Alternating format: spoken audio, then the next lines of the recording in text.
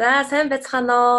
Америк нэгдсэн улсын Денвер хотоос Ундра Монгол гэр сургалт группийн админ мэдчилж байна. Тэгээд та бүхэндээ өөрийнхөө бас сайн дагаж сонсдог лекцүүдийн дахин сонсдог эрх хэмийг урин оролцоолж байна. Тэгээд миний урилгыг хүлээн авсан оргилдон баярлалаа. Та өөрийгөө танилцуулахгүй юу? Тэгээд маш олон сонирхолтой тэгээд яг одоогийн сүүлийн үед яг ямар сонирхолтой илүү төвлөрж ажиллаж байна. Тэгээд ер нь ойрын үед санаачнаасаа өөрийгөө танилцуулаад хаваалцахгүй юу? За тэгээд та намайг бас өрсөнд танд баярлалаа. Тэгээд өөрөختөө бас яг ингээд таны нөгөө нэг яг тодорхой сэдвээр бас ярилцъя гэж өрсөн те хүүхдийн талаар гээд. Тэгээд тэр нь болохоор яг миний хувьд бол яг би нөгөө өөрийнхөө видеон дээр ч юм уу ер нь бол нэг хуваалцаагүй. Би өөрөө бол аав 6 настай 1-р ангийн хүүхдийн аав. Тэгээд тэгтээ яг төрсэн аав бол биш. 1 настай байгаас нь хойш одоо хойд аав гэх юм уу те. Манай найз хүн одоо зарим видеон дээр хамт байсан зарим хүмүүс мэдэх байх. Совд хоёр Брюс гээд бяцхан 6 настай хүүтэй. Тэгээд би болохоор хилд ороогүй хүлдэж ороогүй байхад нах танилцж байсан ээжтэй. Тэгээд одоо бол бид нар бүгдээрээ хамт амьдардаг. Тэгээд өглөө болгон сургуульд нь хөргөж өгнө. Заримдаа сургуулаас нь аавн. Тэгээд миний бас сургууль юм хамтаа зохицуулаад бүгдээрээ тэгээд байдаг. Тэгээд ер нь бол миний баг өөрийнхөө талаарч тэр ер нь альва зүйлийн талаарч тэр юм сурж байгаа талаарч тэр хамгийн их одоо сурахад нэмэр болдог хүн бол манай хүү. Тэгээд тийм болохоор ер нь бол энэ талаар бас ярилцахад айгуу тийм өмнө ярьж байгаагүй юмнууд бас байгаа ах. Тэгээд яг ярилцахад бол таатай байна. Тэгээд тийм болохоор энэ сэдвэр намайг өрсөнд баярлалаа. Харин тий. Би бас айгуу алзуурхаа хүлээж авсан. Өөрөө их залуухан тэгээд 6 настай хүүтэй гэхэр надад амар тэгээд монгол хэл зааж байгаа. Тэгээ монгол хэл заахаар оролцож байгаа гэхэр ямар гоё юм бэ? Өшөө илүү бидний яриа их үр дүнтэй болох юм байна гэж бодсон. Тийм тэгээд мэдээж энэ ч төрсөн. Тэгээд нэр нь хүртэл англи Брюс гээд. Тэгээд монголоор бол ер нь бол маш муу. Тэгээд тэрний гол алдааных нь нэг нь болохоор ээж хоёр нь хоорондоо хагас англиар ярьдаг. Тэгээд баг монголоос илүү баг хоорондоо англиар ярьцдаг. Тийм болохоор яг монгол хэлийг сурахад жоохон хэцүү. Гэхдээ одоо жишээ нь манай найз өхний төрсөн дүүн баг дүүн Брюсэс 3 ихтэй 9 настай байхгүй. Тэгээд бас англи төрж өссөн. Гэхдээ монголоор хамаагүй илүү сайн ойлгодог мөртлөө ярих нь арай бага. Ярьдгүй ерөөсөө. Гэхдээ ээж нь болохоор ингээд өөртөө цэвэр монголоор ярьцдаг. Тэгээд бүгдийг ойлгодог мөртлөө буцаагаад ерөөсөө монголоор ярьдаг, дандаа англиар хариулдаг. Брюс болохоор манай хүү болохоор бас зөв хэмжээнд нэг монголоор яриад оролдоод байдаг. Тэгээ би хүний тэр нэг миний өмнө видеон дээр хэлжсэн хилний авьяасан дээр аялганы авьяас гэж байдаг уу гэдгийг батлах гад би ингээд янз бүр юм ярьж исэн. Тэрэн дээр ингээд цэвэр жишээг харахад Брюсийн хувьд харагдаж байгаа байхгүй. Англи хэлээр хилд орсон болохоор яг монгол хэлний одоо чинь хэцүү хатуу өгнүүдийг үсгнүүдийг хүртэл хэлэхэд аягүй хэцүү байдаг. Одоо чинь үсгийг хамгийн хэцүү үсэг тэгтэл давцаараад сурж байгаа байхгүй. Одоо жишээ нь ил гэдэг тэрний оронд L гэдэг хүн ил гэдэг одоо жишээ нь 70 7 антер гэдэг өгнүүдийг сурахад ингээд би ингээд хамт сууж байгаа тайлбарладаг байхгүй. Хилээ харуулж агаад тагнаандаа ингэж нааж агаад илгээд үлээ антер гэдэг. Тэгээд тиймэрхүү зүйлээс ингээд анзаараад хаад яг одоо чинь зарим хүмүүс болохоор одоо чинь намайг манай ээж 5 хэлээр ярьдаг. Тэгээ би өөрөө одоо ингээд олон хэл сурж байгаа гэдэг үүднээс нь харахаар генетикийн авьяас гэж одоо жишээ өгöd идэг. Тэрний хувьд бол Брюс бол яг генетикийн хувьд бол миний цус байхгүй мөртлөө хүмүүжлийн хувьд заалтын хувьд болохоор цэвэр одоо миний 50% оролцооч юм байгаа болохоор тэрэн дээр бол цэвэр нотлохоо харагдах байх гэж бодож байна. Тэгээ олон жилийн дараа Брюс бас hyperpolyglot надаас магадгүй илүү олон хэлдэг ярьдаг хүн ч болж магадгүй гэж бодож байгаа. Гэхдээ мэдээж тэрийг би яаж тэгж одоо жишээ нь хэл сурахад ч юм уу тиймэрхүү зүйлүүдэд төхөмтэй хандуулах вэ гэдэг асуулт ингээ өөрөөсөө байнга асуудаг. Тэрэн дээр болохоор надад нэг толгордог. Ер нь бол бүх аав ээж нарт толгордог баг. Нэг дилемма байдаг. Тэр нь болохоор дэндүү нэг тал руу шахах уу эсвэл дэндүү зөөлөн хандах уу эсвэл дэндүү хатуу хандах ч юм те. Эсвэл ер нь ингээд нэг тэнцвэрийг олох хамгийн хүнд асуудал миний хувьд л. Одоо жишээ нь дэндүү их би хэл сурахыг ч юм уу эсвэл тоо сурахыг ч юм уу шахаадах юм бол дургу болчих вэ те. Эсвэл бүр шахахгүй байх юм бол өөрийнх нь потенциалаас нь хамаагүй доогуур тэр потенциалд нь хүрэхгүйгээр байлгахгүй гэдэг. Тэр хоёрын хооронд тэнцвэрийг барихын тулд ер нь бол хамгийн их санаа зовж хамгийн их ажилдаг. Тэгээд тэхийн тулд миний нэг ойлгоод байгаа ялангуяа сүүлийн үед ойлгоод байгаа юм болохоор амтан сургадаг хүмүүсээс бас би анзаарсан. Саяхан би нэг 5 сарын сүүлээр нэг орчуулгын ажил хийсэн байхгүй. Нэг 7 хоног Монголын галаас нэг ах ирээд энд нохой сургалтын төв дээр ажиллаад тэгээд нохой нэг сургагч хүмүүстэй 7 хоног жинго нохой яаж сургаж байгааг нь хамт орчуулга хийгээд ажилласан чинь тэндээс анзаарсан юмнууд нь хүүхэдд бас юм заадаг зүйлтэй одоо заадаг сургалттай айгу төстэй давхар адилхан байдаг зүйлүүд харагдсан. Тэр нь болохоор нохой нь одоо чинь үргэлж тоглохыг л хүсэж идэг. Тэр одоо чинь үнэрч нохоо руу байхгүй хар тамхи энэ илрүүлдэг тиймэрхүү нохоонууд. Тэгэхээр тэр нохоонд бол тэр хар тамхи нь ямар төрлийн хар тамхи байх эсвэл юу илрүүлж байгаа нь ерөөсөө хамаахгүй. Тэр хамгийн гол нь тэр юмыг илрүүлээд тэгээд шагналаа авч тоглодог. Юмыг илрүүлэх болгонд нь шагнал өгдөг. Тэгээд тэндээсээ мэрэгжлийн нохооноор гарч ирдэг байдаг байхгүй. Тэгэхээр тэндээс би ингээ анзаархад ерөөсөө нэг л зорилготой нохоо нь зөвхөн хөгжилдөх, тоглох зорилготой. Тэгэд хүүхэд бас яг адилхан тэрнтэй адилхан хөгжилдөх, тоглох зорилготой. Тэгээд тэр тоглоомтой нийлүүлээд тэр одоо аливаа зааж сургаж байгаа зүйлээ ч юм уу холбох юм бол хамаагүй үр дүнтэй. Тэгээд тэрний оронд шахах юм бол би бас нэг өөр хүний хүүхдүүдээс ингээ анзаарч исэн. Тэр нь болохоор одоо жишээ нь миний нэг мэддэг математикчийн хүүхэд байгаа байхгүй. Нэг Казак айлын хүүхэд. Тэр одоо нэг 14 настай хүүхэд. Аав нь математикч. Ямар тий энэ чи Лондонд амьдардаг, Лондонд төрж өссөн Казак айлын хүүхэд. Үгүй Монгол биш, ерөөсөө Монголтай хамаагүй цэвэр Астанагийн Алматагийн жилөө Казак хүүхэд. За. Энэ таньдаг хүүхэд, гэр бүлийн таньдаг. Тэр хүүхдийн аав нь болохоор цэвэр математикч. Өвөө нь математикч, аавынх нь аав нь. Тэгээд аав нь тэр хүүхдийг амар математикч болох гэж шахдаг. Тэгсэн чинь тэр хүүхд болохоор Даниэл гэдэг хүүхд. Математикт бүр амар дургу. Авьяастай. Математикийг ангидаа бас айгу сайн хийдэг. Ангийнхаа хүүхдүүдэд харьцуулах юм бол тэгтээ аавынхаа стандартанд хийж хүрдэггүй. Тэгээ аав нь юмыг ойлгохгүй болохоор ингээд амар шахдаг. Тэгээ тэрнээс болоод бүр би математик биш бол баг ямар ч хамаагүй мэрэгжил надад сонирхолтой байна гэж хэлдэг. Тэгээ тэр хүүхдийг би хараад яг тийм юм бодолд орсон. Тэр хүүхдийг өөрийн нэг шид шахсараа дургу болгочих вэ. Оронд нь дуртай болгочих юм бол надтай надгүй би баг дэрэгдэнд шахсан шахаагүй байсан байгаагүй намайг ажилтаа авахгүйч юм уу тэр хүүхд өөрөө хүсэл эрмэлзээрээ сурж идэг.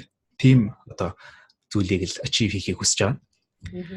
Тэгээд тэхийн тулд бас зөндөө олон гаргаж байгаа алдаанууд байна тийм ээ. Тэгээд тэндээсээ сурж байгаа зүйлүүд байна. Гол сурж байгаа зүйл нь болохоор reward буюу шагналыг айгүйх. Урамшууллыг айгүйх зөв аргаар нь аль болох их хэмжээгээр өгж явах хэрэгтэй юм шиг байна. Тэгээд яг л хүүхдийн нэг амар нэг тийм хүсдэг зүйл нь аав ээжийнхаа нэг approval аав ээж намайг одоо тэ яаж хүлээж авч ийн намайг юу гэж бодож ийн надаар бахархаж ийн үү гэх мэт. Тэр нь бүр хүүхдийн бүр бүх амьдрал нь байдаг. Амар чухал байдаг. Тэрийг аав ээж нар айгүйх мартдаг юм шиг байна бас. Нэг шүүмжлэг өгөхдөө ч юм уу тийм. Хүүхдийн хамгийн чухал зүйлийг нь өгж байгаа гэдгийг эсвэл нурааж байгаа гэдгийг мэддэг. Миний хувьд одоо жишээ надаар би болохоор өөрөө аав ээжээрээ бахархуулж ийн гэж хэлүүлж бараг үзээгүй. Манай ээж жишээ нь тэр олон хэлээр ярьдаг мэрдэг тийм мөртлөө яг намайг ингээд надад нэгдүгürt хэл зааж байгаагүй. Тэгсэн мөртлөө хоёрдугаарт хэдий надаар бахархдгийг би мэддэг мөртлөө миний хөө ээж нь чамаар бахархаж шүү гэж баг хэлж байгаагүй. Тэгээ тэр нь болохоор нэг бодлын миний бодлоор яг өөрөө хүсээгүй ч гэсэн нэг төрлийн нэг алдаа юм шиг санагдсан. Тэгээд ягаад гэвэл тэр өөрөө дараа нь би яг тэрийг яг адилхан behavior-ыг хүүхдтэй гаргаж байгаагаа анзаарсан байхгүй. Ерөөсө бахархаж ийн гэдгийг хэлэхгүй. Тэгсэн чинь киноноос үзсэн юм ааши нэг proud of you гэдэг үгийг сурцсан. Тэгээд тэр үгийг надаар амар хэлүүлмээр байгаагаа илэрхийлэх гэж ядаад байгаа байхгүй надаа хэдэн сарын өмнө. Тэгээд надад хурцснаа dad I'm proud of you гэдэг. Надаар бахархаж байгаа өөрөө хэлж байгаа байхгүй. Тэгснэ өөр тоглоомоо барьж ирсэн. Тоглоомоо I'm proud of you гэдэг. Тоглоомороо бахархаж байгаа бас надад энэ яжууд хэлээд байгаа байхгүй. Тэгээ цаагаараа өөрөө надаар бахархуулж гэдгийг хэлүүлмээр санагдаад байгаа. Надаа ингэ цаагаараа хэлээд байгаа байхгүй. Тэгэхээр би тэрийн амар инегээд тэрнээс хойш би өөрийгөө ингээ хүчээр бүр ингээд тогтмол I'm proud of you. Аливаа нэг юм хийх нэг одоо хэцүү зүйлийг хийх болгонд нь ч юм уу эсвэл аливаа зүйл төр сайн байх болгонд нь би proud гэдгийг илэрхийлдэг болж эхэлсэн. Тэг гих мэт юм алдаанууд өөртөө байгаа өөрийнхөө аав ээжээс өвлж авсан ч үгүй юм уу. Тэр бүр ингээд суудсан нэг тийм зүйлүүдийгээ бас өөр дээрээ аюухт гэж ажиллаж явах хэрэгтэй. Тийм болохоор би нөгөө нэг хүү дээрээ ажиллаж байгаагаараа өөрийгөө хөгжүүлж байгаа амар тийм завшаан гэж үздэг баг. За. Та хүүхдтэйгээ яг хэрхэн цаг гаргадаг вэ? Одоо хүүхдтэйгээ хийж хөвшсөн дадал зуршил байдгөө. Тэгээд хэрхэн цаг яг яаж гаргадаг вэ? Ер нь 7 хоногт өдөртөө хэдэн минутыг ч юм уу хэрхэн зарцуулдаг вэ, өнгөрүүлдэг вэ? Миний хувьд бол priority одоо хүүхдтэйгээ цаг өнгөрөх. Миний ер нь хамгийн их цаг өнгөрөөдөг. Тийм болохоор би нүг өөрийгөө айгүйх завгүй гэж одоо яадаг. Өөрийнхөө цагийг амар хүндэлдэг. Тэгээ өөрийнхөө сурж байгаа цагийгаа тустай хүчээр гаргаж сурдаг. Тэрнтэйгээ адилхан бас хүүхдтэйгээ цагийг өнгөрөөж байгаа тэр цагаас айгүй хүчээр гаргаж ирдэг. Тэгэхгүй бол одоо жишээ нь тэр хүүхдэд яаж нөлөөлөх гэдэг хүүхэд надад итгэж байгаа итгэл айгүй чухал. Миний хувьд одоо жишээ нь тэр хүүхдэд нөлөөлөхийн тулд зөв талаас нь би нөлөөлөхийн тулд надад маш сайн итгэдэг байх хэрэгтэй. Тэхийн тулд би цагийг хамт өнгөрөөж итгэлийг нь хүлээж авах. Би өөрөө earn тэр итгэлийг олж авах хэрэгтэй гэж үзэж одоо ойлгодог.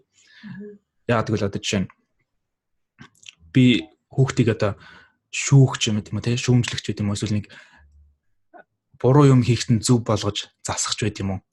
Тэр үед миний үг хичнээн чухал бай гэдгийг би аюух анзаарсан. Ер нь бол баг ээжээсээ илүү миний үгийг аюух хүлээж авдаг. Би нэг юм хэлэх юм бол тэрийг бүр маш одоо чухал болгож хүлээж авдаг. Тэгээ тэр нь яагаад гэвэл миний бодлоор тэр баг бахаас нь тогтмол би нэг итгэлийг нь хүлээж авахын тулд өөрөө бас байнга ажилдаг. Тэр нь бас хамааралтай гэж боддог. Тэгээд тэр хамт айгуух тоглоом тоглодог. Одоо би нэг өөрөө айгуу хүүхдэд хайртай. Тэгээд өөрөө бас жоохон байхасаа ингээд бүр нэг яагаад ч юм бэ? Өөр хүмүүсээс асуухлаар ерөөсөө хүмүүс тэгдэг гэж хэлдэг. Юу гэдэг гэхээр бүр жоохон байхасаа би бүр өөрөө баг 4-5 настай байхасаа өөрөө том болоод ямар аа болох вэ гэдгийг айгүйх боддог гэсэн байхгүй. Одоо надаа нэг том хүний гаргасан нэг сайн чанар ч юм уу муу үйлдэл ч юм уу тэр болгоныг би байнга ингээд дүнжидэг. Би том болохоор хүүхдтэй ингэн тэгнэ энэ төр гэн. Тэгээд бүр байнга тэгж бодсороо бүр ингээд бүр дадал болцсон. Хүүхдтэй болохоос өмнө бүр тэгсээр аваад хид нэг айгүй жохол зүйлүүд гараад ирсэн. Яг хүүхдтэй болох үед нь. Тэр нь болохоор нэг зүйл нь миний нэг айгүйх боддог байсан зүйл нь ялангуяа Монголд өсөхөд Монгол хүмүүсийн нэг culture ёс заншлын хувьд хүүхэд том хүн хоёрыг ингээ амар ялгадаг. Тусад нь ингэж хуваарилдаг. Чи бол хүүхэд, чи бол том хүн. Том хүний ярианд битгий оролц. Том хүнээс ингээд хүндэл ингээд тусгаарлаад баг том хүн нэг өөр төвшөнд хүүхэд нэг өөр төвшөнд байдаг юм шиг ингээ хязгаарладаг. Тэр нь надад бүр айгүй таалагддаг байсан. Тийм учраас би жоохон байхасаа хэрвээ би том хүн болох юм бол хүүхэдтэй болох юм бол тэр хязгаарыг аль болох байхгүй болгоно.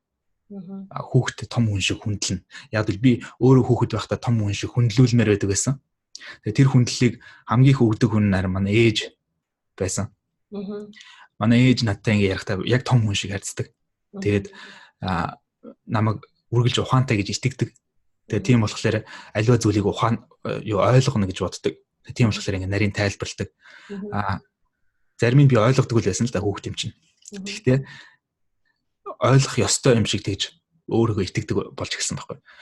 Тэгээд тийм учраас яг тэр barrier-ыг задлах юмыг би англид ирээд бас бүр их олж анзаарсан. Тэр монгол шиг тийм биш бүр эсэргээрээ гэдгийг. Тэр нь болохоор одоо жишээ нь богоон дотор ингээл явж байхад англи аав ээж нарыг би айгүйх анзаардаг. Хамт хүүхдтэйгээ явж байгаа бүр байнга юм зааж өгч идэг. Тэгээ бүр юм зааж өгөхдөө зүгээр нэг тийм энгийн юм биш бүр эдийн засаг масаг юу гэдэг энэ дэр богооноор явж байгаа тэр байшин юм барилга бүтэц тэр хүмүүсийн харьцаа бүх юмнуудыг ингээл энэ тийм ингээл зааж өгөөл хүүхдээсээ асуулт асуугаал хүүхд нь бас эргэж хариулаад тэгээд бас хүүхд нь аав ээжтэй юм зааж өгнө. Тэрийн аав ээж нь чих тавин сонсон гэх мэт. Тэгэхээр тэр хүүхнийг тийм өөртөө ихтгэлтэй болж өссөн юм шиг санагдсан. Тэгээд миний өөртөө ихтгэлтэй байдал нь бас айгүйх тэндээс гаралтай гэдэг өөрөө бас анзаарсан. Манай ээж намайг тэгж яг л том хүн шиг том хүнээс ч бараг илүү ухаантай юм шиг надтай хүндэлтэй харьцдаг байсан. Тийм болохоор тэр нь надад айгүй давуу талтай санагдаад яг тэр байдлыг би эргүүлээд хүүхдэд тэгж харьцъя гэж бодсон. Тэгээ тийм болохоор тэгвэл тэрнээс гадна миний нэг давуу тал нь болохоор би өөрөө том хүнтэй цагийг өнгөрөхөөс хүүхдтэй цагийг өнгөрөх хамаагүй дуртай.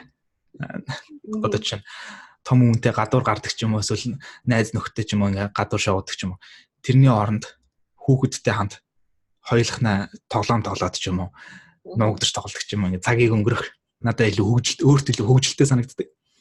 Яг тэгвэл би өөрийнхөө хувьд болохоор миний дотроос хүүхэд байгаад байгааг нь би нөгөө амар embrace хийж өөрийнхөө дотор байгаа 5 настай хүүхдийг ерөөсөө доош нь дардаг байхгүй.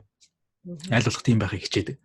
Яг бүр жоохон байхдаа бас нэг 5 6 настай байхдаа ч юм уу би өөртөө бүр нэг амар баг цаасан дээр бичиж баг тамга дараад баг гарын үсгээс орсон нэг тийм амлалт өгч исэн. Тэр нь болохоор би хөгшин өвгөн болоод өвхөн хөвгтлээ хүүхэлдэйн кино үзнэ гэдэг амлалтыг өөртөө өгч исэн баг. Яагаад гэсэн ихлээр нэг жоохон байх нэг зурагт үзэхлээр том хүмүүс дандаа үзүүлдэг. Мэдээ үзмээр байна ч гэдэм үү. Тэгэл булаагаал тэгэл нэг хальт нэг боломжоор нэг хүүхэлдэйгээ үзчихлээр дараа нь орж ирээл сог сальдаг ч юм уу. Тэгэхээр нэг амар муухай санагдаад энэ хүмүүс яагаад хүүхд үздэг вэ? Одоо хүүхэлдэйн кино үздэг ийм boring ийм уйтгартай ийм мэдээ зэдэг яагаад үзээд идэв ингээд. Тэгээд би лав ийм болмооргүй байна.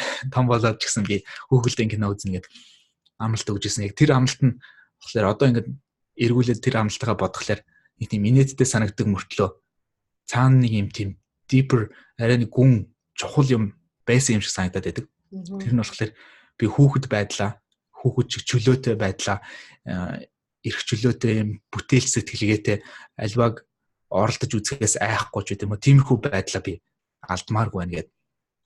Тэгээ тийм учраас тэрийг ингээд одоо чинь гудамжинд байхдаа хүмүүс намайг мэдхгүй хүмүүс нь мэдхгүй байх. Намайг зарим хүмүүс амар чухал нэг тийм ингээл юм уншаал ягаал сууж идэх хүн гэж боддог байж магадгүй. Би болохоор яг жинхэнэ амьдрал дээр одоо тийм амар мааз хөвгөлтэй одоо нэг тийм олон янзын аялгаар ярьдаг ч юм уу нэг тийм хүн баггүй. Тэгээд байнга тэгж цагийг өнгөрөөдөг ер нь бол хөвгттэй. Тэгэхээр найз нь олчдаг. Тэр нь болохоор энэ англи хүмүүсийг бас анзаархад барууны хүмүүс ер нь том хүн хүүхэд хоёр яг л адилхан том хүн шиг найз байж чаддаг. Тэгэд Монголд болохоор ер нь л тийм байдгүй те. Том хүн бол хүүхэд бол хүүхэд гэдэг. Юу том хүн бол том хүн гэдэг тустай. Бүр ярианыхаа хэлэндээ хүртэл та чиг хуваарлцсан байдаг. Англи болохоор аль нь шалгаагүй юу байдаг. Тэр нь надад агайг таалагддаг. Тэгээ тэрийг ингээд би харьцах дээр найз нь олчдаг. Харин би нөгөө How to Multiply Your Baby's Intelligence гэсэн курс сурсан. Тэгээд тэрэн дээр бас тэгжсэн би болдог болол энэ ингэж нэр өгөхгүйгээр How to Respect Your Baby гэж нэр өгмөр байна энэ одоо курсынхаа. Тэгэхдээ нөгөө маркетинг менежмент хийж байгаа хүмүүс нь зөвшөөрөхгүй байна. Тэгжсэн. Тэгээ маркетингийн хувьд бол хүмүүс нэг Respect Your Baby гэдэг. Тэгээ яг жинхэнэ үнэн нь бол яг таны зөв. Тэр хүүхэд тэнэг хүүхдийг үржүүлсээр байгаа ухаантай болгож байгаа биш, тийм ээ. Тэр хүүхдийн дотор байгаа аль хэдийн genius суут байдлыг нь embrace хийж улам илүү чөлөөтэй болгож гаргаж ирэхийг нь дэмжиж хүндлэх. Тэр нь бол гол зүйл гэж бодож байна. Тийм болохоор яг таны бол хэлсэн бол зөв. Гэхдээ маркетингийн хувьд бол multiply гэдэг нь арай сонирхолтой санагдаж байгаа ч магадгүй тийм. Тийм. Яг одоо яг хүүхдтэй ер нь тэгвэл өдөрт ер нь бол тэгэл 1 цаг 2 цаг ер нь маш их цагийг хүүхдтэй гаргадаг гэж ойлгож байна. Нөгөө тийм. Аха. Би нөгөө тэр цүнх жужитсу гэдэг нэг ноцолддог. Ноцолддог урлагаар хичээлдэг. Үрчиж мөчдөг. Тэгээ би нөгөө нэг эрэгтэй хүүхдтэй болохоор хоёулаа хамт байнга жужитсу хийдэг. Тэгээ нөгөө нэг physical contact буюу ингээд би нэг хүрээд твэрээд ингээд үнсээд ч юм уу ингээд ноцолдох. Бас айгүй тийм хоорондоо bond connection үүсгэхэд бас айгүй чухал. Эдийг бас ойлгосон. Тэгээд бид хоёр байнга ноцолдно. Ер нь бол манай хүү бол айгүй сайн жужитсу чинь. Шууд дээр гарч суугаад гар марыг бол янзын өчтөг. Тэгээд тэрэнд амар дуртай. Заримдаа би бас нэг хамт жужитсу хийхгүй байх үе байна. Тэгээд тэр үед нь болохоор дандаа хамт жужитсу хийгээл тэгж идэг. Тэгээд тиймэрхүү зүйлүүдэд ингээд дуртай болгочдөг. Тэрийг нь хөгжилтэй болгоод. Тэгээд ер нь бол юм болгоныг л заахта тоглоом болгож зааж өгдөг би. Одоо чинь тоог заахта ч юм уу. Тэгээ бас нэг чухал юм, айгүй чухал анзаарсан юм нь болохоор яагаад зааж байгаа бүр маш сайн тайлбарлаж явах хэрэгтэй гэж боддог. Ер нь аливаа тэр бол одоо миний бодлоор дан ганц аав ээж нарын ч биш лидершипийн асуудал гэж боддог. Аливаа лидер хүн хин нэг риски айдсыг нь дагуулах ч юм уу тиймэрхүү зүйлийг хийхдээ яагаад хийж байгаа гэдгийг нь тайлбарлахгүйгээр хийлгэх юм бол тэр хүн нэг бол хийхгүй эсвэл бүр тийм амар тийм хагас дутуу хийн. Одоо чинь цэргийг яагаад одоо эх орныхоо төлөө байлдуулах амиа өгөх хэмжээнд нь явуулахын тулд үнэхээр яагаад гэдгийг нь ойлгуулахгүй бол тэр зэрэг мэдээж дундаас нь цуцна. Яг тэрэн шиг тийм лидершипний асуудал тэ айгуу төстэй. Ер нь бол хүүхдийг одоо чинь би тоо заасан ч уншиж заасан ч хэл заасан ч эсвэл зөв mannerism хүнтэй харьцах соёл ч гэдэг юм тэр зүйлийг заах болгондоо яагаад гэдгийг дандаа би тайлбарладаг. Тэгэхгүй бол яагаад гэдгийг тайлбарлахгүй тэр хүүхд нэг тийм зүгээр л одоо чинь зарим хүмүүсийн гаргадаг алдаа нь болохоор англиар хүртэл айгүй гаргадаг. Why гэхээр because I said so гэл. Яг л би тэгж хэлсэн болохоор гэл. Тэр нь болохоор ямар ч тийм тайлбар биш. Зүгээр л тушаал буулгаж байгаа чимэний боол гэх юм уу тийм маягаар харьцдаг. Тэрний оронд би одоо жишээ нь тоог ингэ сурахын тулд биш тоог яагаад ингэ сурж байгаа гэхээр чи тоог өдөр болгон мөнгөн дээр ч ашигладаг чи одоо чинь хурдан гүйж мөд сурмаар байгаа бол чи тэрийг хурд мурдгаа хэмжих бүх зүйл дээр чи тоог ашигладаг. Тийм болохоор чи бусад дуртай зүйлээ ч хийхэд чинь чамд хэрэг болохоор чи тоог сурж байгаа. Хэлийг ингэ сурж яагаад сурж байгаа гэхээр чи одоо чинь чи битэр хоорондоо англиар ярьж байна. Заримдаа монголоор ярьж байна. Хэрвээ чадахгүйсэн бол чи битэр хоорондоо ингэ ярьж чадахгүй. Тэрнтэй адилхан өөр англи хэл мэдэхгүй хүмүүс чамтай таарлтана. Тэгэхээр чи тэр хүнтэй ярьж чадахгүй. Тэрний оронд чи хөгжүүлэх юм бол ингээ ярина ч гэдэг юм те. Тэр яагаад гэдгийг нь маш сайн ойлгуулчихлаар тэр хүүхд өөрөө сурахыг хүсдэг. Тэгээд бас нэг сонирхолтой юм Англид 10 жил хятад хэл заадаг болсон байлаа. Тэгээд нэгдүгээр ангийн хүүхдүүд одоо манай хүү хичээл дээр хятад хэл сурж байгаа. Цаанаас нь сургуулиас зааж илээ. За би бас нэг хятад хэл сурж болохоор хоорондоо бас хятадаар ярьж практис юм. За тэрийг би дараа нь асуунаа. Эхний асуулт болохоор та одоо хэл сурахад өөртөө зорилго тавих хэрэгтэй гэсэн тий. Одоо 3 жилийн зорилго, 1 жилийн зорилго, 6 сарын зорилго, 3 сарын зорилго ч юм уу. Тэгээ тэрнээс чинь ахуулаад одоо 1 өдрийн зорилго гарч ирнэ гэж ярьсан. Тэгээ та хүүхдтэйгээ ийм зорилго тавьж ажиллаж байгаа юу? Хэрвээ нууц биш бол таны энэ зорилго яг тодорхой юм хэлээч ээ. Яг үнийг хэлэхэд яг хүүхдтэйгээ бол би нэг тийм зорилго тэгж амар тодорхой тавиаг байгаа. Гэхдээ хэд хэдэн зорилгууд байгаа. Тэр нь болохоор жишээ нь Harry Potter-ийн нэгдүгээр ном байгаа. Тэрийг одоо уншиж байгаа. Монгол хэл дээр үү? Англи хэл дээр. Англи дээр. Тэгээ тэр номыг уншаад дуусгах юм бол 7 нас хүрэхээс уншиж дуусгах юм бол өмнө уншиж дуусгах юм бол дугаа авч өгнөд амласан. Тэгээд хамтдаа дугууны дэлгүүр мэлгүүр орсон. Тэгээд тэр гоё дугуунуудыг хараад Өөрөө нөгөө нэг дугуйтай. Гэхдээ тэр дугуй нь одоо жижигдээд байгаа. Тэр сургууль руу дугуйтай явдаг. Тэр дугуй хүртэл унж зааж өгөхөд бас нэлээд юм болсон. Амар айдсыг нь дагуулах гэх юм. Одоо бол бүр дугуй нах амар дуртай, улам хурдан явах дуртай. Тэгээд тэр илүү хурдан дугуйтай болмоор байна гэдэг. Тэгээд тэрнийг нь би сонголт өгсөн байхгүй. Нэг бол чи хүмүүс чамд заримдаа мөнгө өгдөг. Тэгээд тэрийг чи цуглуулад тэгээд өөрийнхөө дугуйг хоёлаа хамтдаа энэ 100-ыг дуусгах юм уу? Янзлаад бүх юмыг нь шинээр гой цэвэрлээд тэгээд хамтдаа тэр 100-уугаа зараад тэгээд тэр дугуйн дээр цуглуулсан мөнгнөөс хэсэг мөнгө гаргаж нэмээд тэгээд шинэ дугуй авч болж байна. Эсвэл чи энэ тэр номыг унш дуусгаад 300 эд нууцтай ном 7 нас хүрэхээс өмнө тэгэхээр өдөрт нэг дор хаяж 2 хуудас ч гэдэм үү.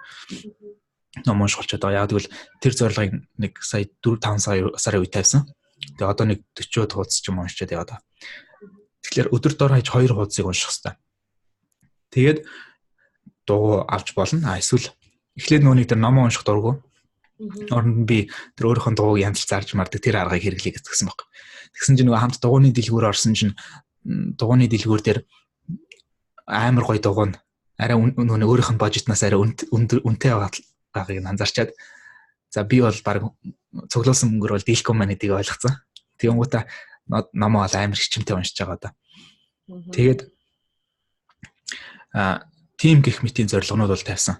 Тэрнээс биш бүр яг чи тим хэмжээнд хүрэх ёстой ч гэдэм үү. Тим зүйлийг бол ерөөсөө тавьдаггүй. Оронд нь зүгээр л миний одоо зорилго нь бол аль болох тэр өөртөө хэрэгтэй тэр биеинд нь сайн, оюун ухаанд нь сайн гэдэг зүйлүүдийг л сурах юм бол дуртай болох юм бол цааш нөгөө бие дэрэгдэн байсан ч байгаагүй ч тэрийг үргэлжлүүлэх тийм ирмэлцтэй болгочих юм бол миний гол үүрэг тэнцээ байгаа гэж ойлгодог.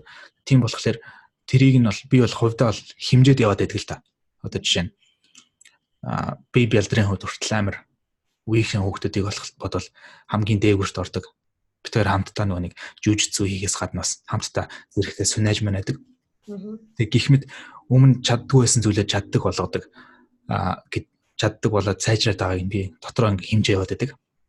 Тэр хэмжээсийг л тогтмол прогресс болгож өсөж явах юм бол амжилттай байна гэж юу нь бол үзээд байгаа. Тэгэхдээ хамгийн чухал юм нь болохоор тэр зан характерыг нь сайн төлөвшүүлэх гэдэг дээр л ажиллаж байгаа. Тэрнээс биш тэр мундаг тав боддог, мундаг хэл мэддэг байлаа гэд муу хүн болж гисэн юм бол би л хувьдаа фейлдсэн гэж үзнэ өөрийгөө. Тийм болохоор тэрэн дээр л юу нь бол ажилладаг. Тэрэн дээр яг тодорхой жишээ дурдахгүй юу? Тэрэн дээр болохоор би нэг анзаарсан юм хамгийн чухал зүйл нь болохоор би өөрөө үлгэр жишээ ялгах юм байна.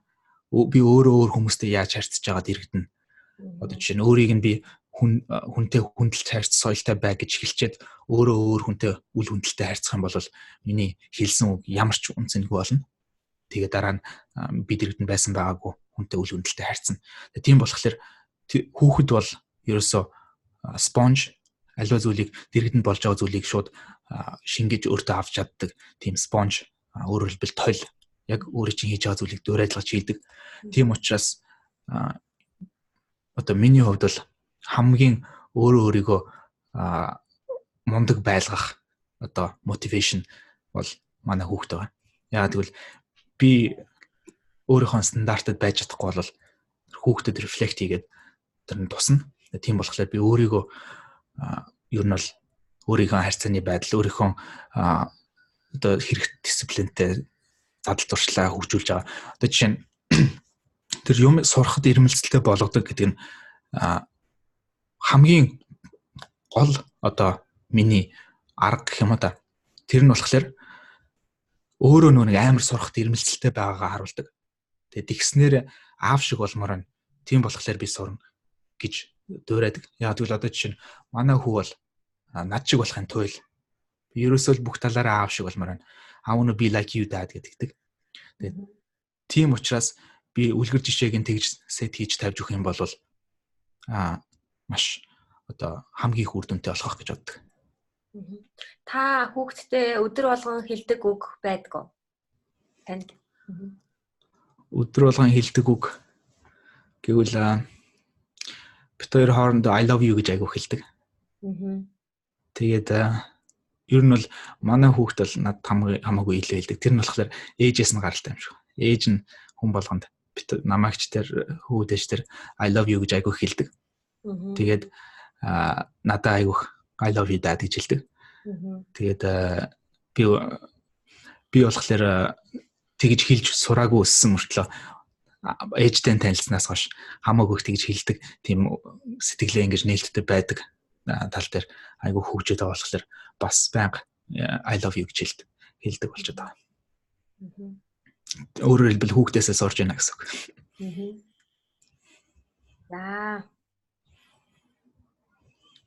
За одоо эцэг гэхүүд бас ингэж асууж байна. Одоо би ингээл англи хэл сурах талаар ингээд бас нэг постод оруулаад гадаад хэл сурах талаар постод оруулж байгаа. Тэгээд ер нь бол тийм зурагт хуцтай ажилдаг.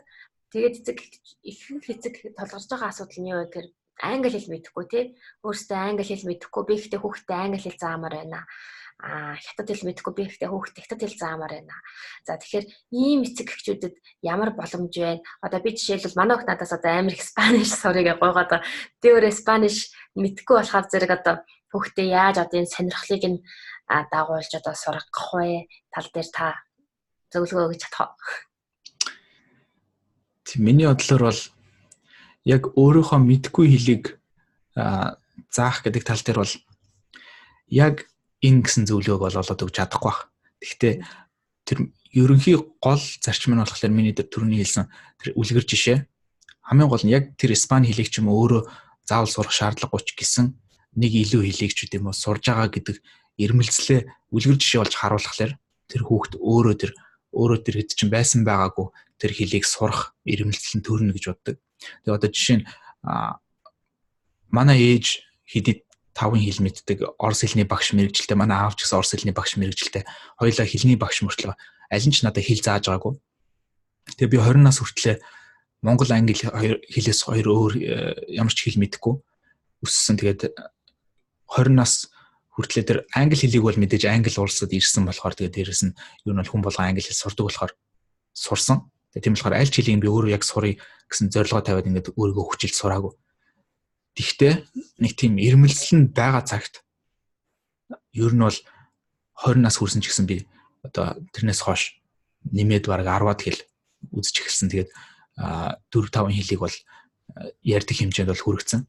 Тэгэхээр тэр нь юу гэсэн үг вэ гэхээр хүүхдийг бас заавал 4-5 настайгаас нь ингээд тэрийг ингээд системийг нь өгөөд яах гэхээсээ илүү тэр ирмэлцлийг нь маш хүчтэй суулгачих юм бол тэр хүүхэд бас тэгтээ заавал нэг хэл гэлтгүүгээр аливаа нэг зүйлийг сурдаг зуршлыг тогтмол сурж идэг зуршлыг сайн суулгачих юм бол тэр нь тэрийгээрээ өөрөө тэр дуртай юм сураад явна гэж бодож байна. Тэгтээ мэдээж яг мэдгүй хэлээ хамтдаа сурна гэдэг бол миний бодлоор хамгийн бас үр дүнтэй арга баг. Өрсөлдөгч байт юм уу тий хоорондоо тийм нөхөрсөг хэмжээний өрсөлдөөн гаргах ч байт юм уу. Ээж нь төрүүл сурах уу, хүн төрүүл сурах уу ч гэдэм үү. Гэх хэмжээний тиймэрхүү зүйлийг бас хийж болно. Тэгтээ тэрийг бас тоглоом шиг болгож тий. Хоёулаа илүү олон үг хэлэх вэ ч гэдэм үү. Эсвэл гэх мэт хин энэ хэдэн үйлбэрийг хамгийн төрүүл сурах вэ ч гэдэм үү. Тиймэрхүү талаас нь бас хийж болох байх. Гэхдээ ер нь бол миний бодлоор ерөнхий зарчим л хамгийн чухал хүүхдийн тал дээр бол тактик техникээс илүү. Тэгээ тэр ерөнхий зарчим нь болохоор хүүхдтэй итгэх ер нь бол хамгийн чухал гэж бодож байгаа. Яг гэвэл хүүхдтэй итгэхгүй байх нь тэр хүүхдэд бас айгүйх хизээч би чамд итгэхгүй байна гэж хэлдэггүй ч байсан ч гэсэн одоо бүх юмыг нь урдуур нь ордог ч юм уу те. Тэр бол яг миний бол гаргадаг алдаануудын нэг байсараас одоо ч байгаа. Тэрийг би дандаа өөрөө ингээд контролдохыг хичээдэг. Яг л тэр болохоор манай ээжээс өвлөгдөж ирсэн зүйл. Тэр нь бол мэдээж сайн зүйл хэдий ч муу талтай зүйл. Тэр нь болохоор бүх юмд overprotective хамгаалчих гэдэг. Бүх юмыг баг өмнөөс нь хийж өгч гээд ч юм уу. Тийм байдаг. Тэрийг ингээд засахын тулд энэ хүүхэд надтай надгүй ер нь бол хүн гэдэг утгаараа бол итгэл таах хэмжээний мундаг хүн гэдгийг нь итгэцэн байх хэрэгтэй. Гэхдээ манай ээжийн хувьд бол deep down яг гүн дотроо бол надад тэр тал дээр бол итгэцсэн байсан юм шиг. Одоо хүртэл тэгээ итгэдэг. Гэхдээ яг жижиг шажиг юм дээр болохоор байнга нэг өмнөөс хийх гээл хамгаалах гал тийм зантай. Тэр нь болохоор бас хэдий яг гүн итгэж байгаа нь харагдаж байгаа ч гэсэн бас баг зэрэг тийм мессеж хүлээж авагдаад байдаг. Тэр нь болохоор чи чадахгүй. Тийм учраас би чиний өмнөөс хийх ёстой гэдэг тийм мессеж тогтмол ирээд байдаг. Тэгээ тэр мессежтэй бас тэр хүүхэд чинь тэмцэх шаардлагатай болно. Тэгээ тийм болохоор ер нь альва зүйлийг алдаа гаргасан ч яасан ч болно. Тэгээ тэр тэгсэн ч би чамд итгэж байгаа. Тэгээ алдаа гаргана гэдэг бол нормал зүйл тийм ээ гэдгийг нь ер нь бол сайн ойлгох гэж би бол хичээдэг. За энэ хэл сурал юун дээр the Duolingo гэдэг аппликейшн байгаа тий. Та тэгээд бас яг одоо энэ аппликейшнууд болон одоо танд хамгийн үр дүнтэй санагддаг вебсайт юм аппликейшн өөр платформ та санал болгоод гэхэд хэлж игвэл би яг үнийг хэлэхэд хэл сурах тал дээр өөрөө тэрэн дээр ашигласнаас яг хүүхд дээрээ болохоор тийм вебсайт ч юм уу аппликейшн ашиглаж үзээгүй. Яг өөрөө сурсан юунаасаа өөрөө зааж өгдөг. Тэгээд тийм болохоор яг тийм аппликейшн энэ төр бол яагаад. Гэхдээ магадгүй нас нь ахаад өөрөө тиймэрхүү аппликейшн ороод яадаг ч юм уу тиймэрхүү үеэр орвол бас туршиж үзэж магадгүй. Гэхдээ одоогийн байдлаар 1-р ангийн хүүхэд болохоор ер нь бол шууд ярьдаг. Тий шууд л ярьдаг. Тэгээд миний яг анзаарсан нэг зүйл нь болохоор хэлний тал дээр хүүхдийн нэг асуудал нь аль хэдийн нэг хэлийг сурцсан хүүхэд дараагийн хэлээ сурахдаа хамгийн хэцүү байдаг нь тэр нөгөө сурсан comfortable тухтай хэл рүүгээ орчих гол байдаг. Одоо жишээ нь жоохон төгдрэл жоохон гацаал мэдхий ойлол ирэнгууд эргээд нөгөө тухтай хэл рүүгээ орох гээд байдаг. Тэгээ тийм болохоор би нэг ийм тоглоом тоглодог байхгүй. Доржо гэж манай найз байдаг гэж хэлдэг. Тэр нь болохоор би. Тэгээ би за доржо өнөөдөр орж ирлээ. Тэгээ доржо чамтай 10 минут ярина гэд. Тэгээ гутаа би өөрөө доржо олж орж ирээд англи хэл мэдэхгүй. Тэгээ монголоор яриад байдаг өөдөөс нь. Тэгэнгუთ надтай өөдөөс ингээд англиар ярьсан ч гэсэн би ерөөсөй ойлгохгүй юм шиг. Үнэхээр англи хэл мэддэггүй тийм доржо гэж залгаа шиг дүрсгээд өөртөө тэгээ ярангуут аргагүй ирэхээр надтай монголоор ярьдаг. Гэх мэт тиймэрхүү тоглоомнуудыг бол тоглоно. Тэгсэн мөртлөө доржод айгу дуртай. Доржо айгу хөгжилтэй залуу болохоор доржотой хамт монголоор яриад байх дуртай. Тэгээ монголоор ярих болгонд нь бас амар их урамшуулдаг. Тэгээд яг өөрийнх нь яг тэр хүүхдийн өөрийнх нь зан чанарыг бас маш сайн ойлгож авах хэрэгтэй юм шиг. Одоо жишээ нь тэр хүүхдэд хэдий өөр хүний хүүхдэд үр дүнтэй байсан ч гэсэн өөрийнхөө хүүхдэд яг тэр аргыг нь ч юм уу хэрэгжүүлэх гээд үзэх юм бол нөлөөлөхгүй байх магадлал айгүй хүндэр. Яг бол тэр хүүхэд өөрөө ямар зантай хүүхэд вэ?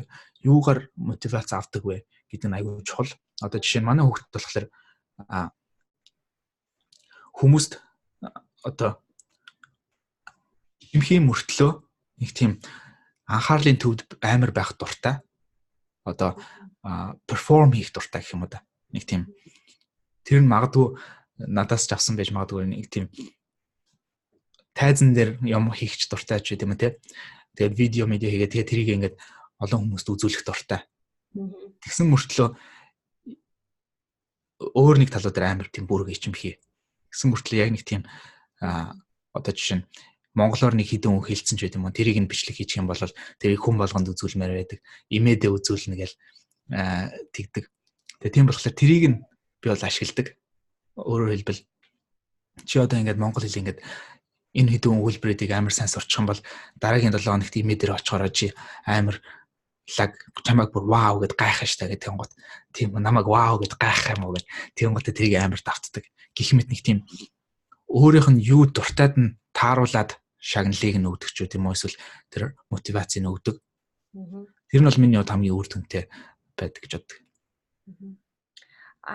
Өөрөө 13 настайдаа Англид ирсэн. Тэгээд ер нь бол бага наснда ирсэн хүүхдүүд их олон байдаг. Гэхдээ тэд нар 1-2 жилийн дараа л монгол хэлээ мартаад ер нь монгол хэлээрээ ярих дурггүй болцсон байдаг. Өөрийн чинь хувьд одоо баг амьдралынхаа баг 50%-ийг одоо ингээ гадаадад байж бүр их сургуульд сурж ингэж юу асан. Тэгээд яаж монгол хэлээ ингээд өөр шиг чинь одоо гадаадд байгаа хүүхдүүд ингэж сайжруулж одоо мартахгүй байх вэ? Ямар арга хэмжээ авч одоо монгол хэд ийм сайн болгоод одоо мартахгүй авч явж байна.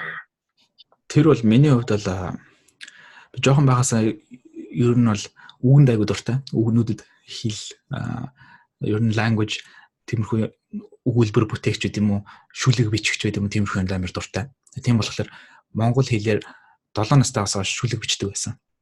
Тэгээд бас яг ирэхээс өмнө 7 дугаар ангид төгсчөөд анх ангилд ирсэн.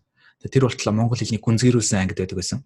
Тийм болохоор нөгөө нэг үүл хүн, өгүүлэгдэх хүн, дагвар нөхцөл бүгднийг амар тийм хүчээр сурчаад ирсэн.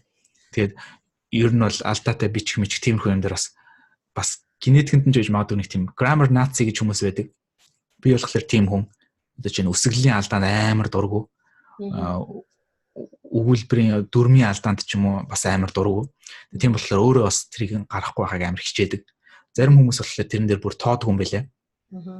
Тэгээд тийм болохоор тэр нь хүчээр бас авч үлдээсэн байж магадгүй. Бас анх англид ирчээд энчээ байсан хүүхдүүдийг бас анзаарсан. Тэр монгол хэлээ мартсан. Эсвэл нэг 10 настайдаа ирчээд ч юм уу монгол хэлээ мартсан, англиар зөвхөн ярьдаг. Тэр хүүхдүүдийг хараад би бүр нэг тийм амар санагдчихсан надад бүр би л хизээж юм баймааргүй байна гэж бодсон. Яг тэгвэл би бүр жоохон бахта өөрөө тэгж боддогсон байхгүй. Нэг монголоос өөр хэл мэдэхгүй. Тийм болохоор дэлхийн хамгийн анхны хэл монгол хэл ах гэж бүрийн итгэцэн хөртсөн байхгүй. Яач ч миний логикоор бодоод үзсэн нөгөө өөр хэл мэдэхгүй юм чинь. Өөр хүмүүс өөр хэлээр ингээл хоорондоо монголоос өмнө ярьж исэн гэхлээр ерөөсө толгойд бууж өгдөг байсан. Мэдээж анх англид ирэл англи хэл сураач тийм үү тэр үед ингээд тэлсэн ч гэсэн нөгөө нэг тийм монгол хэлэндээ бас нэг тийм амар prideтай байсан гэх юм уу да. Монгол хэлнийхаа чадварт ч юм уу. Амар багталтай байсан болохоор тэрийг авч үлдэхийг бол амар хичээж ирсэн. Тэгээд тэр нь болохоор миний хувьд бас нэг азтай л баг л та. Тэгээд яг зөв цагтаа ирсэн гэж боддог өөрийгөө. Тэр монгол хэлний тэр дүрм үсэглэл бүх юмыг сурчаад тэгээд тэгсэн мөртлөө бас хангалттай хүүхдэрээ ирээд шинэ хэлийг ингээд сураад бас сургуульд сурахад ч 10 жилийн бас англи төгссөн болохоор яг тэр хоёр балансыг нь бас хангалттай барих юм гоё үедээ ирсэн гэж өөрөө азтай тооцдог. Тэгэхдээ тэглээгээд англи төрсэн хүүхд монгол хэлээр ярихгүй байх хэрэгтэй гэсэн үг биш. Яг л би өөрөө бас 20 өрсөн хойно шинээр хэлийг 0-оос нэхлээд чөлөөтэй ярьдаг хэмжээнд хүрэж байгаа болохоор хүүхэд гэхдээ миний нэг мэдж байгаа зүйл нь хүүхэд том хүнтэй харьцуулах юм бол илүү удаан сурдаг. Хамаагүй илүү хүмүүс болохоор хүүхэд хэлийг айгүй хурдан сурдаг гэж ойлгоод байдаг. Миний бодлоор болохоор илүү удаан сурдаг. Яг гэвэл том хүнд аль хэдийн суудсан зүйлүүд байдаг тийм ээ. Хүний body language-ийг ойлгох, хоолойны өнгийг ялгах, тэгээд дүрмийн тал дээр аль хэдийн суудсан ойлголттой тарих нэрээ илүү хөгжсөн, арай илүү том гэх ч юм. Тэр олон давуу талаасаа болоод том хүн хангалттай ирмэлцэлтэй алдаа гарах, ирмэлцэлтэй ч гэдэм үү, алдаа гарахаас айхгүй байх юм бол хүүхдээс хамаагүй хурдан сурах боломжтой. Өөрөөр хэлбэл миний өмнө хэлж ирсэнээр 2 сарын дотор ч юм уу хэлээр сурах боломжтой. Хүүхэд бол 2 сарын дотор шууд устцаас уулна гэж бол баг байхгүй байх гэж бодож байна. Мэдээж амар авьяастай ч юм уу тийм амар ирмэлцэлтэй хүүхэд байх юм бол болох байх. Гэтэ хүүхэд арай илүү удаан сурах байх. Тэгэхдээ тэр хүүхэд тэр сурдаг аргыг нь маш сайн суулгаж өгөөд тэг өөрөө сурах тэр ирмэлцэлтэй тийм байх юм бол ер нь бол урт хугацаанд тэр хүүхэд хэдэн жил сурж болно гэж байна. Ямар ч хүүхэд 10-20 хэлээр ярьдаг байхыг үүсэхгүй. Тэгэхдээ тэрийг урт хугацааны тоглоом болгож тоглох хэрэгтэй. Одоо жишээ нь 1 сар 2 сар нэг хэл заачаад тэрийг мартуулцдаг ч юм уу. Ахиж хизээч тэр хэлэн дээр эргэж ирдэг ч юм уу тийм байж болохгүй. Одоо жишээ нь монгол хэлийг заримдаа зарим зүйлийг нь мартаад монгол хэлний чадвар нь буурах үе аяг гардаг Брюсийн хувьд. Тэр болгон дээр нь эргэж хөгжүүлээд дахиж давтдаг. Тэгээ би нэг англиар ярьдаг хүүхдүүдэд зориулаад нэг ном санал болгох. За. Энэ ном ба энэ буруу талаар нь гарч ийн үгүй. The Way of the Warrior Kid гэх ном. Энэ номыг би орой болгон унтахт нь уншиж өгдөг. Ээж нь болохоор өөр Harry Potter ч юм уу өөр номнууд уншдаг. Би бол юуны тухай ном бэ? Энэ болохоор энэ Mark гэдэг хүүхэд. 10 настай хүүхэд. Энэ Jocko Willink гэж хүний бичсэн ном. Тэгээ энэ болохоор миний хувьд бол хүүхдээ хүмүүжүүлэхэд хамгийн их хэрэг болсон зүйл бол энэ ном гэж бодож байна. Тэгээ энэ хоёр юутай ном, нэгдүгээр ном, хоёрдугаар ном гэдэг. Тэр нь болохоор ямар учиртай гэхээр Марк гэж хүүхэд 5 дугаар ангийн хүүхэд 10 настай. Тэгээд 5 дугаар ангиа төгсөхдөө юу ч чаддгүй хүүхдээсэн. Хүрдээ мэдгүй турникэн дээр нэгч сүнэж чадахгүй болохоор биеийн тамир дээр октод хүртэлцэн яагаад өөрийн амир шоолдог. Тэгээд усан цэлж чадахгүй хамт зугаалгаар найзуудтайгаа явсан чинь ганцаараа нөгөө нэг далайн голын ирэг дээр үлдээд ус руу орохгүй. Тэгээ амир ичээд хүмүүсээр шоолуулаад сургууль дээр нь бүли байдаг, өөрийг нь дээрлэхдэг нэг том биетэй хүүхэд байдаг. Тэгээд тийм болохоор зөндөө олон асуудлуудтай. Тэгсэн чинь аав ээж нь болохоор айгүйх ажилдаг. Тэгээд дэрэгд нь байдгүй. Өөрт нь айгүй хайртай мөртлөө ер нь бол аав ээжтэй нэг цагийг өнгөрөөж чаддгүй. Тэгсэн чинь яг зуны амралт болсон чинь Uncle Jake гэдэг нэг нах зах нь ээжийнх нь дүүн ирээд Navy SEAL амар мундаг зэрэг тусгай зэрэг ирээд хамт трейнинг хийдэг байхгүй. Тэгээд тэр хүүхдийг Wimpy Kid байснаас нь Warrior Kid болгодог. Тэгээд тэр Warrior Kid дайчин хүүхэд болгох явцыг нь энэ ном үйлдэг. Энэ first person бичсэн тэр хүүхдийн нүдэр Марк өнөөдөр амар тийм өдөр байсан гэдэг. Тэгээ энийг ингээд уншаад өгчихлээр одоо чинь тэр хэцүү байсан үеийг ч юм уу ингээд сургуулийнхаа байшин яард өөлж байгаа одоо чинь хэсэг байна. Тэр мөрөн дээр нь одоо чинь манай хүүхд сонсож байгаа л бүр амар гал Маркийг амар өрөвдөж барайл. Тэгэнгუутаа дараа нь уншаад суугаад амжилт гарах болгонд Маркийн өмнөөс баярлаад. Тэгэнгуутаа дараа нь яг хид удаа ингээд эхэндээ бол нэг бүрэн яг ойлгож өгөхгүй тэр номыг. Тэгэд хид удаа уншсны дараа энэ номыг бүр яг сториг нь бүр маш сайн мэддэг болсон. Тэгэнгуутаа дараа нь би асуудал толгорхлоор одоо чинь сургууль дээр нөөрийн хүүхдэд дээрлэгдэг ч юм уу эсвэл хүүхдүүд өөрийн янз бүрийн нэрээр дууддаг ч юм уу эсвэл өөртөө ихтгэлгүй байдал гаргаад би өөрийгөө тэнэг гэж бодох ч юм уу эсвэл өөрийгөө ер нь аливаа зүйл дээр ямар нэгэн тийм өөртөө ихтгэлгүй байдал гарах болгонд нь би энэ ном руу сануулдаг. Маркийг санаж байна уу? Марк эхлээд тийм байсан, дараа нь тийм болсон. Нэгч хүрдээ мэддэг байсан, дараа нь мэддэг болсон. Яагаад мэддэг болсон гэхээр practice хийсэн. Тэгээд хичээл зүтгэл гаргасан. Тэрнээс биш Марк ухаантай биш гэдэгтэй биш. Өмнө хичээл зүтгэл гаргадаг байж байгаа, дараа нь хичээл зүтгэл гаргадаг болсон гэх юм. Тэгээд бас тэр бүли дээрлэгдэх хүүхдүүдтэй яаж харьцаж эргээд тэр хүүхдүүдийг найз болгосон гэдэг стори юмнаас айгуу тийм сонирхолтой стори байдаг. Тэгээд хүүхдийг өөр хүүхдийг ойлгож сурдаг ч гэдэм. Тиймэрхүү айгуу нэг тийм хэрэгтэй сторинууд энэ ном дээр байдаг. Тэгээд тэр нь яагаад айгуу хэрэг болсон гэхээр би өөрөө одоо жишээ нэг сургаал айлгах юм тийм. Би чиний насан дээр ч гэдэг юм уу эсвэл хүүхдийн хүчтэй байх хэрэгтэй ч гэдэг юм. Тиймэрхүү юм хэлэхлээр нэг тийм бас нэг gap байгаад байдаг. Та том хүн юм чи юу гэж ойлгохтой ч гэдэг юм те. Тэрний оронд Марк өөртөө үеийн хүүхэд яг адилхан тэр проблемыг давж гарсан гэдгийг сонсхолоор тэр хүүхдэд хамаагүй л нэг тийм урам зориг өгдөг, inspirational байдгийг нь бол анзаарчихсан. Ясан гоё юм би авч уншсан. Хүүхдээ уншиж өгнө. За хоёлаа одоо нэг цаг өнгөрч जैन. Хамгийн сүүлийн асуултаа. Танд өөр хэлэх зүйл байна уу?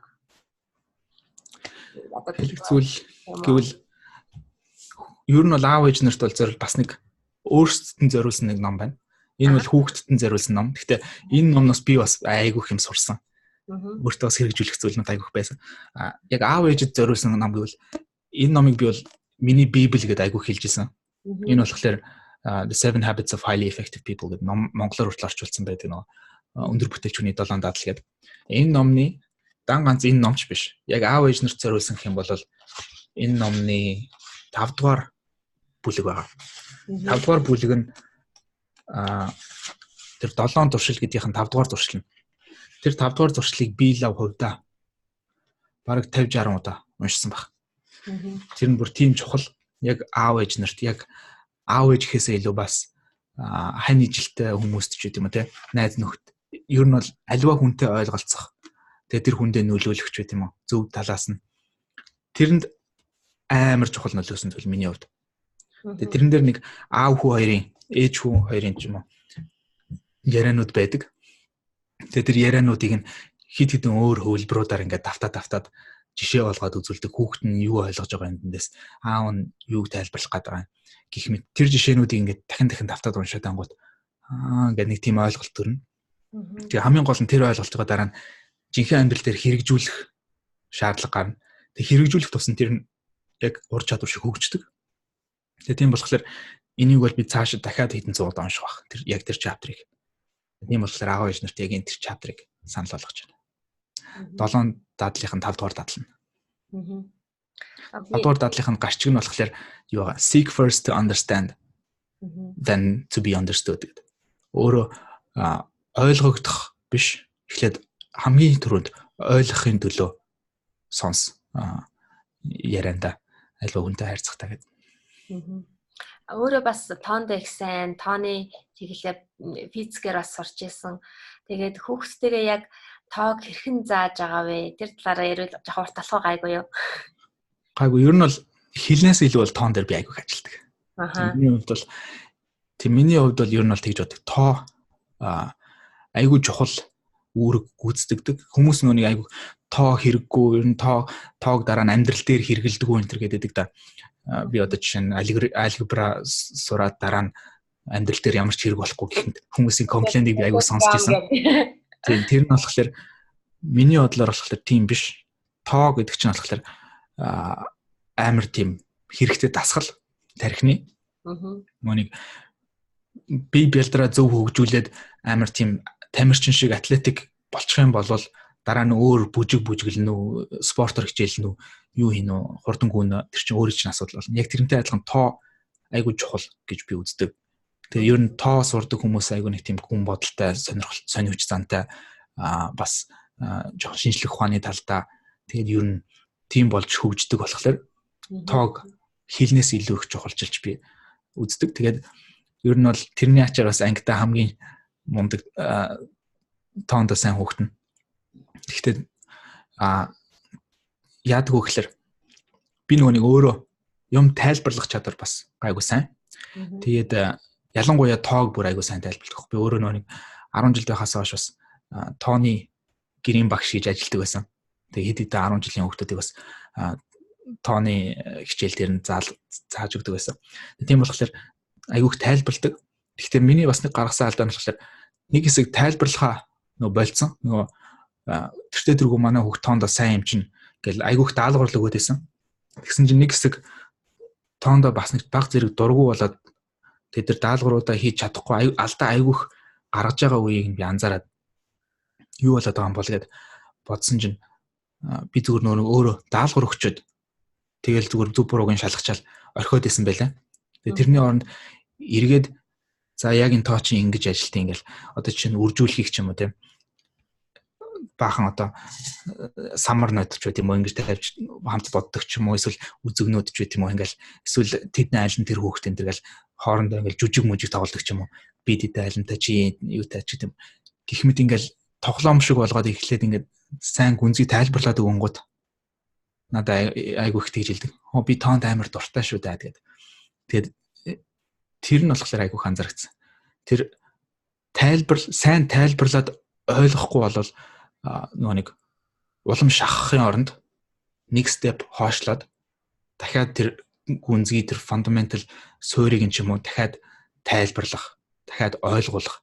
Тэгээ ойлгохгүй байна гэдэг нь асуудал биш. Энэ бол окей гэдгийг нь бас ойлгуулах. Тэгэхгүй бол нөгөө хүүхд бас яг алдаа гаргах болгондоо нөгөө намайг одоо алдсан гэхэд би буруу тэнэг шүү дээ юм уу гэх мэт тэр тал руугаа орох магадлал бас айгүйх байдаг.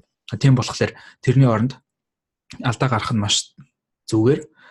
Тэр би ч гэсэн алдаа гаргадаг.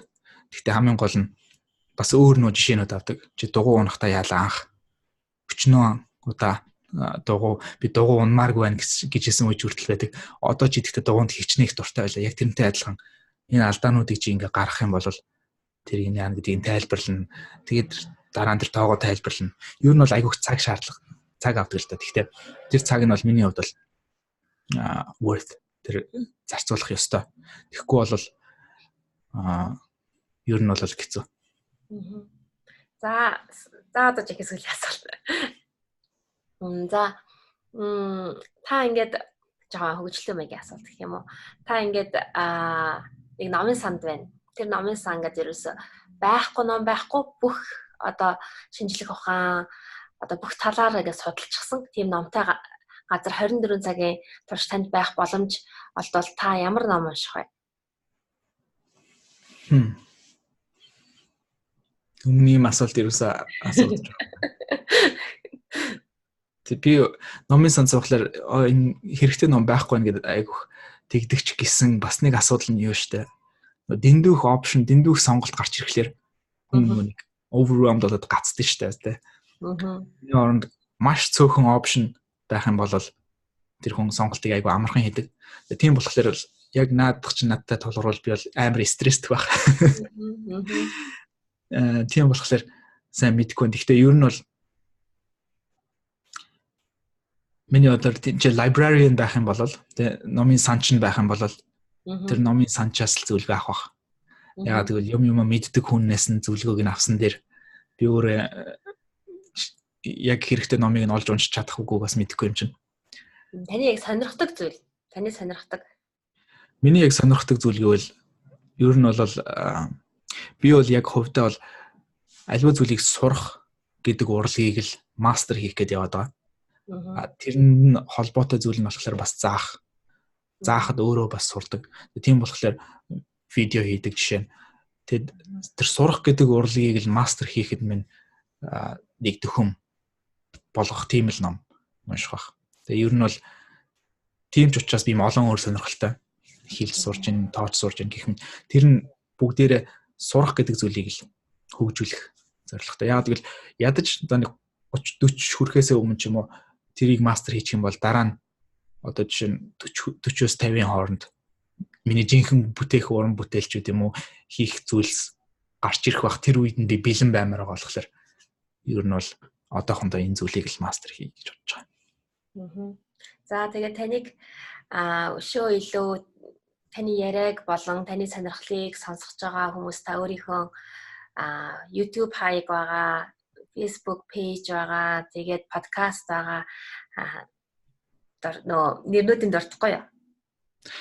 YouTube дээр, Facebook дээр ер нь оргил гээд латин үсгээр ORGIL гэдэг дөрвөн үсгийг нийлүүлээд бичих юм бол би гарч ирэх бах. Тэгээд хүмүүс нүг крил үсгээр монголоор оргил гэж хаачаад гарч ирэхгүй байна гэдэг чинь нэлээ латин үсгээр оргил гээд бичвэл гарч ирэх бах. За баярлалаа. Би болохоор бас адилхан Монгол гэр сургалт гээд латин үсгээр бичээрэй. Тэгээ Facebook групп байгаа. Тийм. Тэгээ бас Instagram хөгжиж эхлэх байгаа. Instagram бас нээсэн байгаа. Мөн видео YouTube бас энийг одоо YouTube дээр байрлуулна. Тэгээ YouTube-аас хөгжүүлнэ. Тэгээд сурах, судлах юм зөндөө байгаа. Тэгээ өнөөдрийнхээ цаг завыг гаргаж бидэнд ярилцлага өгсөнд оргилдоо маш их баярлалаа. Тэгээд эцэг эхчүүд бас маш их зүйлийг ойлгож авсан байх гэж бодож байна. Бас яг гол одоо нэг суур одоо толгойн тэр суурийг нь маш сайн тавьж өглөө гэж би бодож байна. Баярлалаа. Урьж оролцсон баярлалаа. Тэгээд миний хувьд болохоор нэг би өөрөө нэг дүрт амар залуу аав. Мундаг туршлагатай аав ээж нарын хажууд бол тийм мундаг биш гэж өөрийгөө боддог. Тэгээд тийм болохоор бас яг хуу өөрийнхөө мэддэг зүйлээс л аль болохыг хуваалцлаа. Өөртөө нэг тохиолдсон алдаа болон сурсан одоо хүртэл сурсан зүйлүүд нь бол иймэрхүү байна. Тэгээд бас яг энэ сэдвэр бол өшөө ер нь ярил хэдэн цаг болох бах тийм ээ. Тэгээд дахиад ч гэсэн хоёлаа подкастн дээр ярилцъя. Тэгээд танаас ч гэсэн надад сурах зүйл зөндөө байгаа бах. Би ч гэсэн яг өөрөө бас хүүхдээ бас цаашид яаж илүү зөв хөгжүүлэх вэ гэдэг юм тэр тал дээр бас сурмаар байдаг. Тэгээд тийм болохоор нүг миний бодлоор эцэг эхнэр дандаа хөвчлэн ялангуяа сайн эцэг эхнэр нэг юм асуудалтай байдаг. Тэр нь болохоор би хүүхдээ буруу юм зааж өгч байгаа ч юм уу, буруу хүмүүжил сургаж байгаа ч юм уу гэж айгүйх санаа зовдөг. Тэгээд миний бодлоор тэр нь бол зөв эцэг эх, сайн эцэг эх гэдгийн нэг жишээ авах гэж боддог. Тэр тал дээр хизээс санаа зовхгүй эцэг их бол мэдээж хижил сайжрахгүй. Яг л эцэг их байна гэдэг чинь өөрөө маш их ур чадвар шаарддаг зүйл болохоор тэр ур чадварыг хөгжүүлэх хэрэгтэй учраас тэрийг хөгжүүлэхгүй гацаах юм бол мэдээж муу эцэг их болох байх. Тийм учраас бүгдээрээ тэгээд хамтдаа цаашдаа сурцгаая. Тэгээд миний recommend зөвлөгөө өгсөн номнуудаас уншаарай бас надаа бас номнууд яг би бас уншмаар байна. Тэгээд өөрч оролцуулсанд баярлалаа. За тэгээ яахан би бас шал өөр сэдвэр бас ярилцаж магадгүй гэж бодож जैन. Тэгээд холбоотой байгаарай. За баярлалаа. За баяртай. За баяртай.